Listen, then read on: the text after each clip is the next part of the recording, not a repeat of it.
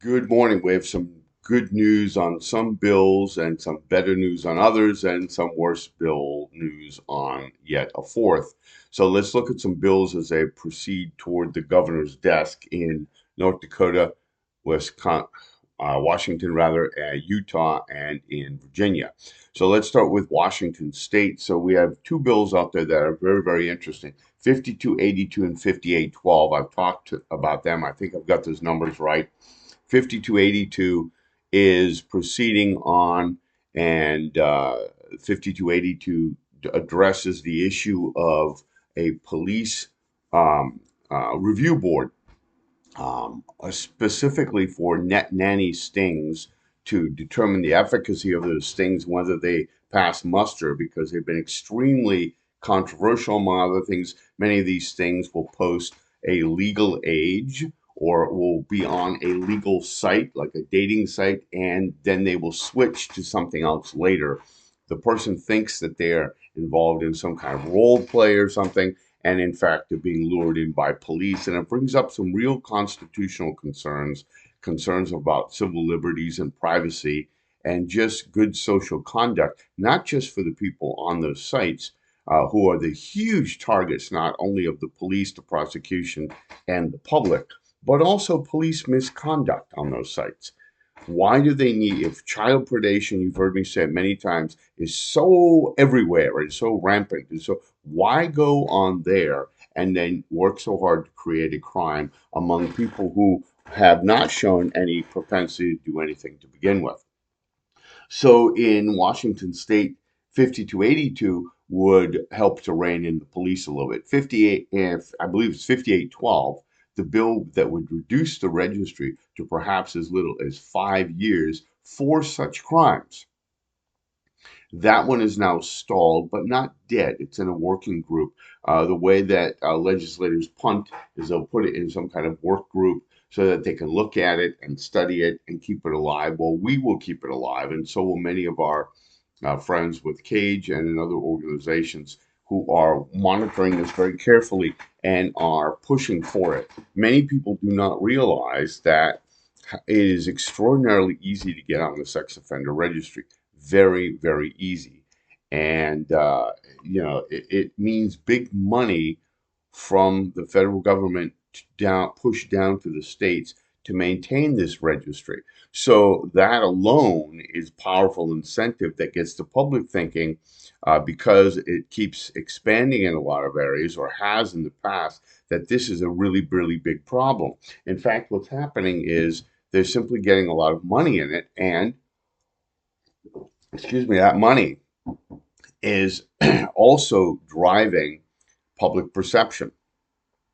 It's not the only reason. I've discussed a number of reasons on my channel, but it is very, very powerful. And when you have moneyed interests acting on politicians, they don't always do what they should do by the people. Not to mention the registry has very little evidence to suggest that it does much good for anyone.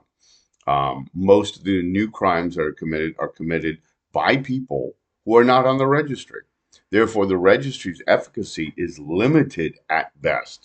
So we have that issue out in Washington State that we're watching as it moves through and into uh, the next legislative session. Out in Utah, Bill 155 is really exciting. It's still in play in the legislature out there. We have reported on it here. Florida Action Committee has also reported on it. And that bill would reduce, it's in its second iteration. It would reduce the time for non contact, non violent offenses, time on the registry to 5 years, which is not totally unreasonable. Okay, particularly since the lowest tier in many places is no less than 10, and most places it's 15. Okay, 15 years. I'm on a 15-year, again, for never having done anything to anyone and having no predilection to do it early on and having no evidence that I was talking sexually to a minor. They have nuanced that and massaged it. I've been attacked by trolls recently on there. But again, they don't have anybody coming forward claiming it. They even claim there were multiple victims. The latest troll accusations, there are not. Moving into North Dakota, kind of exciting there. Like Washington State, they have punted In the Senate, their compromise bill at conference appears to have, this would be Bill 1231.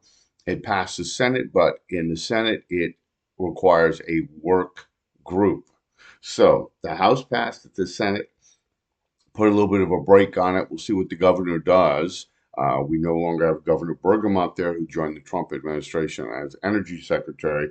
Instead, we have another, and I'm not sure what that individual will be doing with this bill. But in that version of the bill, it too says 5 years on the lowest tier. And many of these bills are saying that nobody should be on for a lifetime. Why? Because about a half a dozen states or more have said in their Supreme Court that lifetime registration is a violation of common decency, not to mention the law, that nobody should be on perpetual punishment. The U.S. Supreme Court needs to get on board with this idea that perpetual punishment does nothing for anybody. Okay, and if you believe in rule of law, if you believe that people need to can get on with their life, if you believe that that's the case, then you need to support that too. Otherwise, you're being woefully inconsistent. So the last one has nothing to do with the previous three, but is much more dangerous. Here in Virginia, there has been a bill to restrict the police use of our data, particularly when they scan our licenses as they are pulling us over or, frankly, just looking when we're driving by. They have the ability to scan our license plate readers with their license plate, scan our license plates with their readers. And what do they do with that data? Well, this was a big issue in 2019. It went all the way up, I think, to the Virginia Supreme Court. The ACLU filed a case against sorry, I got all my states mixed up, my Virginia State Police here, and they said, you can't use that data. Police cannot use that data permanently. I mean, you can't store it in a database as they have been doing permanently. The police objected, saying they needed it for all the various bad guys out there. But clearly, they were simply gathering up this massive amount of information and storing it. And that violates your Fourth Amendment right. The court agreed. The state appealed. The Virginia Court of Appeals upheld the trial court's decision and agreed with the ACLU and and those that were represented. But then, of course, the very conservative Virginia Supreme Court slapped it back and ruled in favor of the police. The legislature moved to act on this a few years later, and they did pass a bill which would require police to have certain large restraints. I think 30 days or something they get to hold it. Why is everybody up in arms about this? Because it amounts to pretextual policing. It amounts to, Virginia under the Democrats have rolled back a lot of these pretextual policing ideas that you can't just pull people over because you smell marijuana. You can't just pull them over and then look at all these other issues or demand that they allow you to look in the trunk or whatever. Okay, when you don't have any reasons, and typically they were targeting black and brown people, just like they do many and many other places. And Virginia put a stop to that.